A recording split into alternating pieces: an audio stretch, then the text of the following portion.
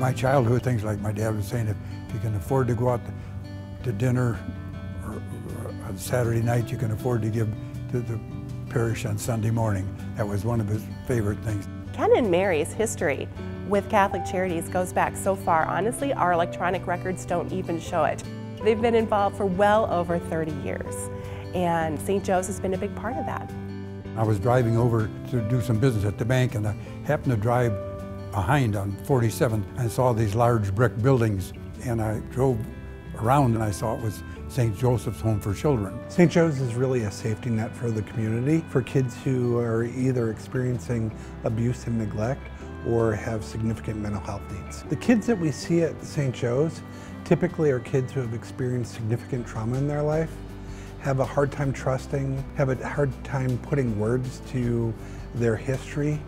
Our staff work with them to provide a path to healing and to bringing their life back together in a way that they feel whole again. Got talking to them, and it happened at that time they were having a drive to buy some bicycles for their home here, and so I donated some bicycles at that time, and that started it.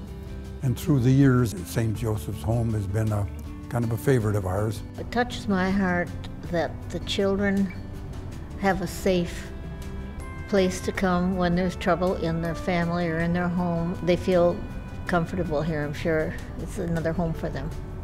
The warehouse that you provide goods for everyone was absolutely amazing. It's full of bedding and toys and cleaning supplies and sports equipment and books, especially books. I was happy to see that. A lot of the children who come to St. Joe's come with nothing but the clothes on their backs.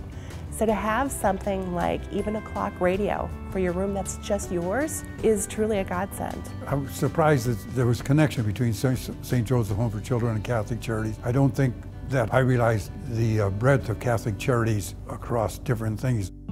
The Dorothy Day Center is next to Assumption Church in St. Paul, and that just happens to be where Ken and Mary go to church.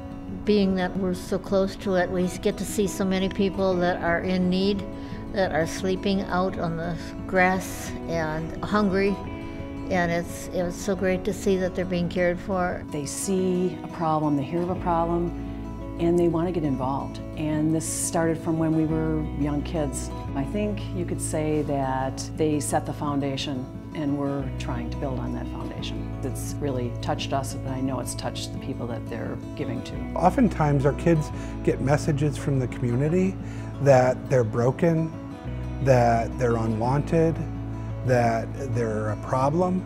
And people like Ken and Mary are here to say, we care about you, we want to put our arms around you, and we're here to support you. Catholic Charities' mission is to serve those most in need.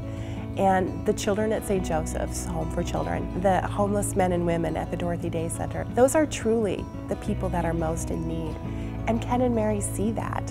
They want to help. They want to let people know that they're cared about, that life will get better. Everything you give, God gives back to you tenfold.